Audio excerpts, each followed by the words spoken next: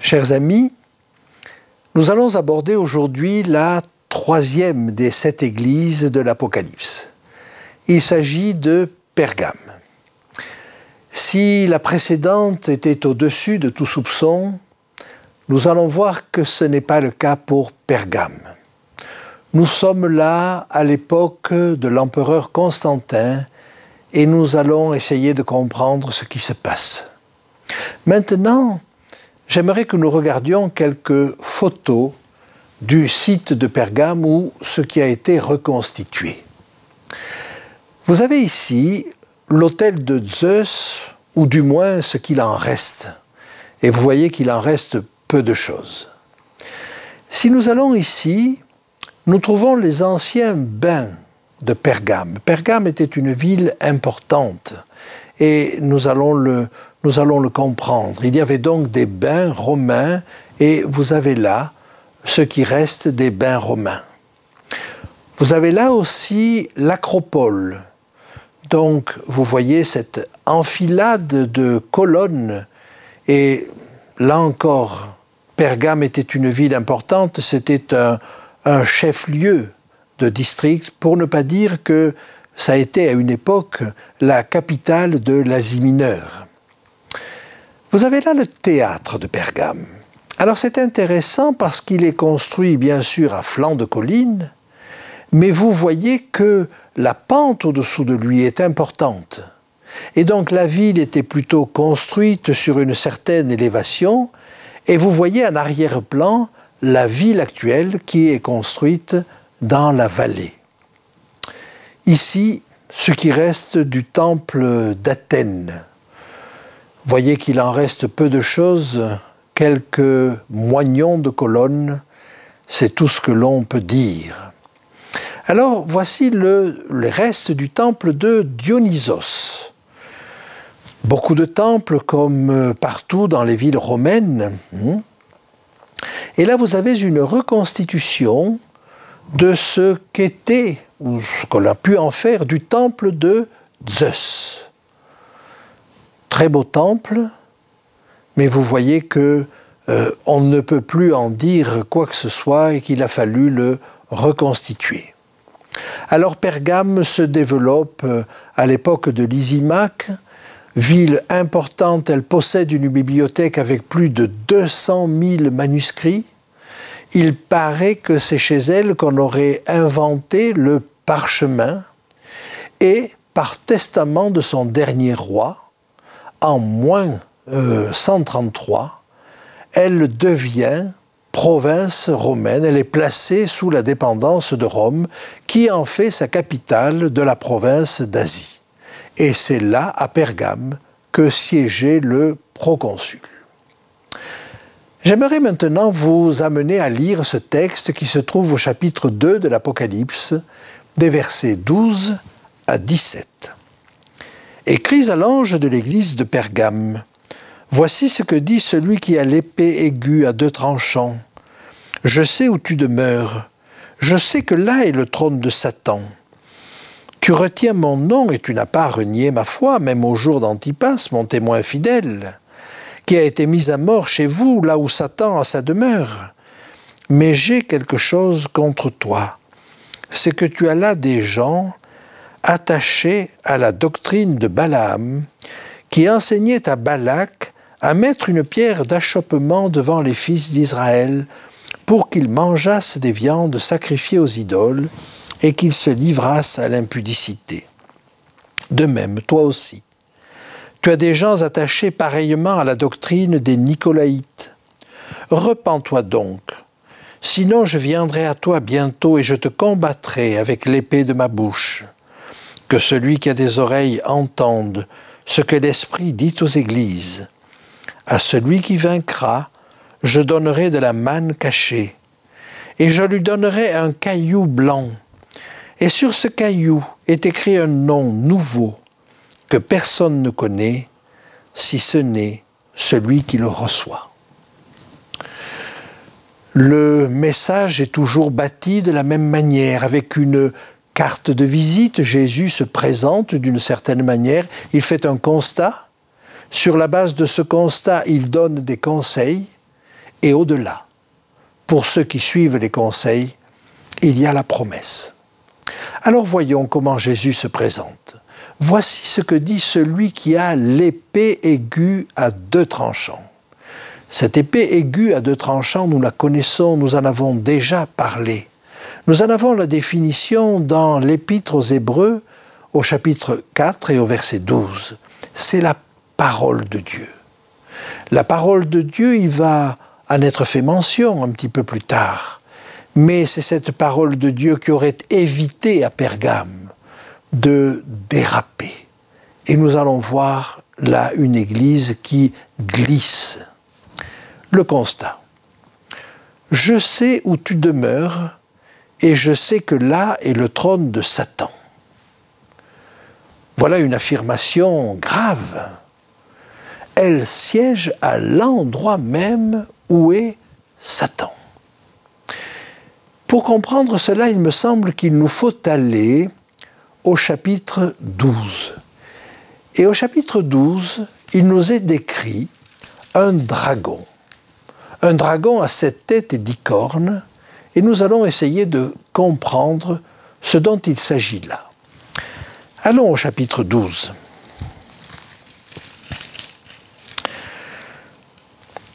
Verset 3. Un autre signe parut encore dans le ciel, et voici c'était un grand dragon rouge, ayant 7 têtes et 10 cornes, et sur sa tête 7 diadèmes. L'explication de ce symbole nous est donnée au verset 9. « Et il fut précipité, le grand dragon, le serpent ancien, appelé le diable et Satan, celui qui séduit toute la terre. » Ce dragon représente donc Satan. Mais où Satan a-t-il sa demeure? Eh bien, nous pouvons le comprendre à travers un détail qui nous est donné là sur justement ce dragon. Regardez ce qui est dit au verset 3. Un autre signe parut encore dans le ciel. Voici, c'était un grand dragon rouge ayant 7 têtes et 10 cornes, et sur ses têtes, 7 diadèmes. Alors le diadème est le symbole de la royauté, du pouvoir exécutif.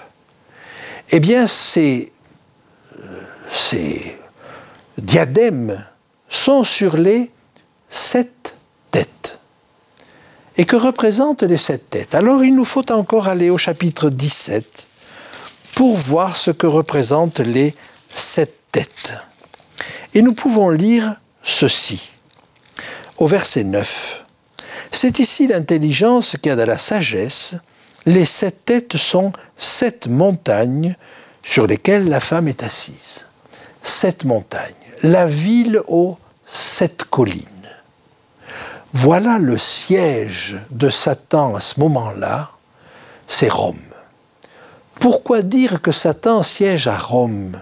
C'est qu'en réalité, Satan va se cacher derrière l'Empire romain. Et son siège, en l'occurrence, est à Rome. Eh bien, l'Église, à ce moment-là, a son siège au même endroit que l'Empire. C'est pourquoi il est dit qu'elle habite au même endroit, là où Satan a sa demeure. C'est le moment, si vous voulez, Pergame, où l'Église devient romaine. Que se passe-t-il pour qu'elle devienne romaine? Nous avons vu Constantin délivrer les chrétiens de la persécution. Et il a pour objectif de prendre la tête de ce mouvement chrétien.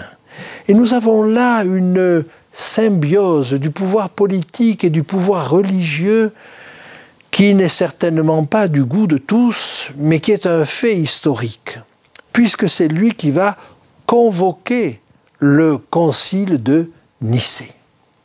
L'Église devient romaine et elle devient du coup centralisée. Parce que quand Constantin veut traiter avec l'Église, eh bien il va traiter avec l'Église de Rome. Et du coup, l'évêque de Rome prend une importance de plus en plus marquée. Ce qui va conduire d'ailleurs à un certain conflit. L'évêque de Rome aimerait que l'Église soit centralisée et domine sur tous les autres. Jusque-là, chaque Église était relativement autonome. Et c'est ce qu'ont voulu garder les Églises d'Orient, jusqu'au point où elles se sont séparées de l'Église catholique romaine. Il y a donc là un mouvement qui va traverser l'histoire, mais ce que nous pouvons dire, c'est qu'à ce moment-là, l'Église devient romaine et centralisée. Le verset 13 nous dit « Tu retiens mon nom et tu n'as pas renié ma foi ». C'est encore l'Église de Dieu. Elle reste encore l'Église qui porte le flambeau, mais elle est entachée de bien des imperfections, et des imperfections graves. Elle va même rester l'Église de Dieu malgré quelque chose qui nous est cité au verset 13, même au jour d'Antipas, mon témoin fidèle, qui a été mis à mort chez vous, là où Satan a sa demeure. L'esprit de Satan est-il en train de pénétrer l'Église? Il faut reconnaître que, au cours du IVe siècle, en moins d'un siècle, l'Église de persécuter est devenue persécutrice. Que veut dire Antipas?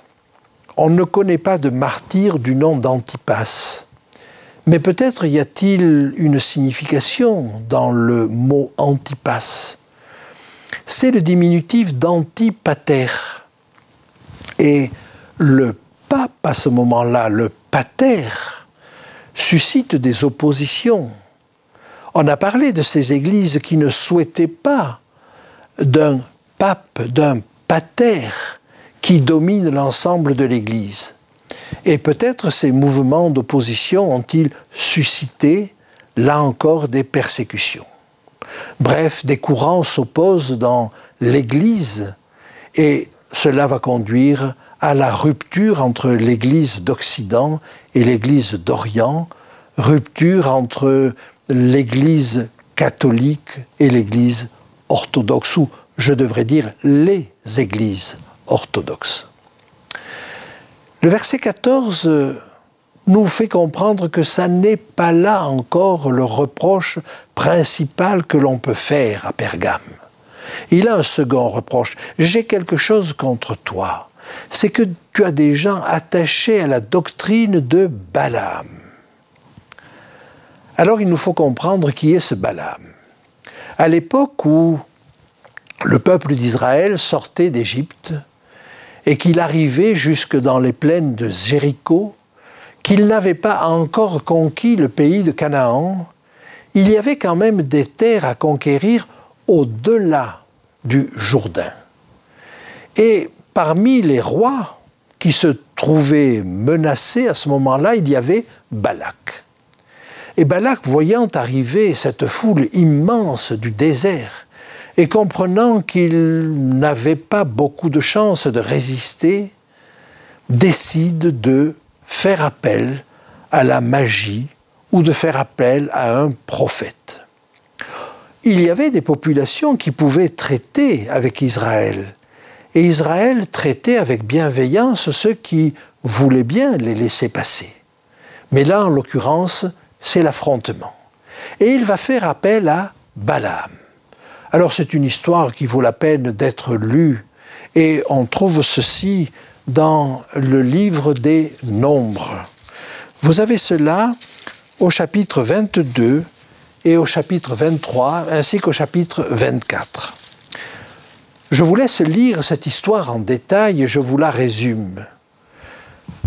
Balak fait appel à Balaam. Balaam, après certaines hésitations, finit par accepter, mais avec une condition. Il ne pourra dire que ce que Dieu lui dit. Et alors qu'il offre ses sacrifices, eh bien, ce sont des paroles de louange et des paroles de consolation et des paroles d'encouragement, non pas vis-à-vis de Balak, mais vis-à-vis d'Israël. Balak est furieux, il le fait changer de position, il le met à un endroit où il ne peut voir qu'une partie du peuple d'Israël. Mais c'est la même chose. Balaam ne peut lancer que des bénédictions sur Israël. Alors, à ce moment-là, Balak va être obligé de le congédier.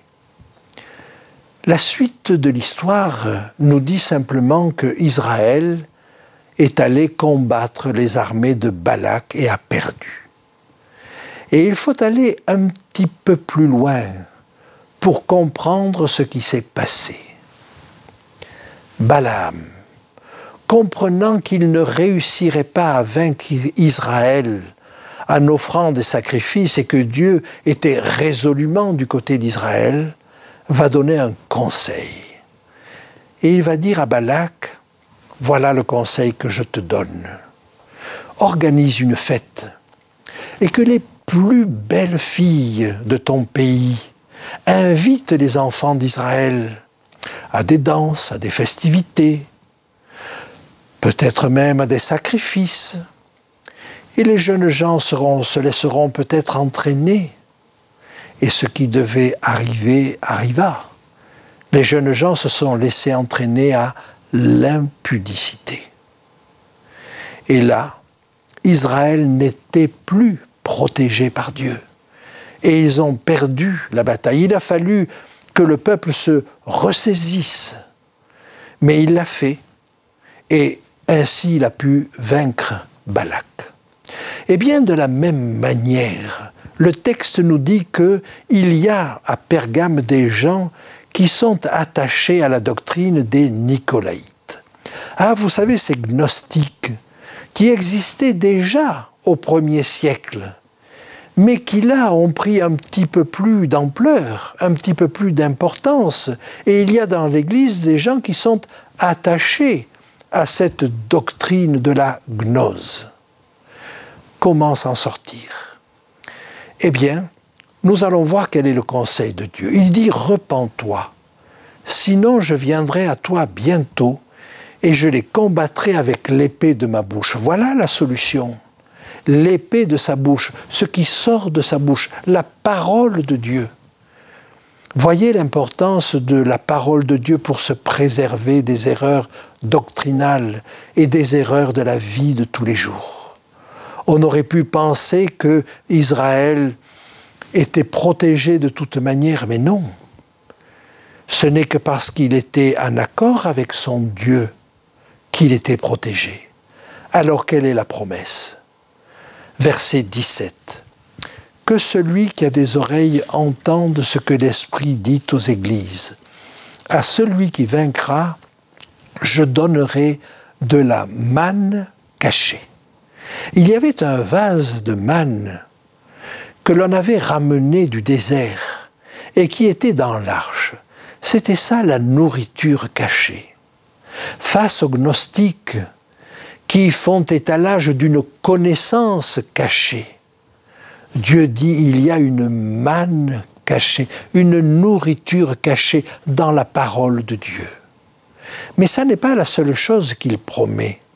Il promet également un caillou blanc, sur lequel est inscrit un nom nouveau. Un nom nouveau correspond toujours à une expérience nouvelle. Et cette expérience nouvelle que Jésus invite son Église à vivre, c'est une expérience particulière. C'est une expérience qui ne s'est pas réalisées jusque-là, plus fortes que celles que les gnostiques peuvent proposer. Donc vous voyez que ce message vient s'opposer à l'enseignement des gnostiques. Alors, voulez-vous vivre une vie nouvelle, une expérience nouvelle? Quelque chose qui n'a pas été vécu par vous jusque-là? N'allez pas chercher chez les gnostiques. N'allez pas chercher dans les théories du New Age. N'allez pas chercher ailleurs, chez Balaam ou chez qui que ce soit. Mais cette expérience, elle est tirée de la parole de Dieu. C'est du vécu, c'est du solide. Vous savez, ce caillou blanc, il correspond aussi à une élection. On dit que dans le théâtre romain, le caillou blanc, c'était le salut pour le gladiateur à qui on l'offrait, alors que si on voulait le voir mourir, c'était un caillou noir qui était proposé. Que voulons-nous faire? Que voulons-nous vivre? Voulons-nous recevoir un caillou blanc? Alors c'est une vie nouvelle à laquelle nous sommes appelés. Une expérience que nous n'avons pas vécue jusque-là. Une expérience avec Jésus. Ce n'est pas une connaissance simplement. C'est un vécu avec Jésus. C'est une rencontre. Et il y a dans la rencontre avec Jésus quelque chose de neuf. Quelque chose qui va transformer notre vie. Je vous ai parlé de cette expérience de rencontre avec l'Apocalypse. Mais ce que ça m'a apporté, c'est une rencontre avec Jésus. Eh bien, j'espère que la rencontre de ce texte d'Apocalypse, ce sera une rencontre avec Jésus. Et vous verrez, vous expérimenterez le bonheur d'une vie nouvelle en Christ.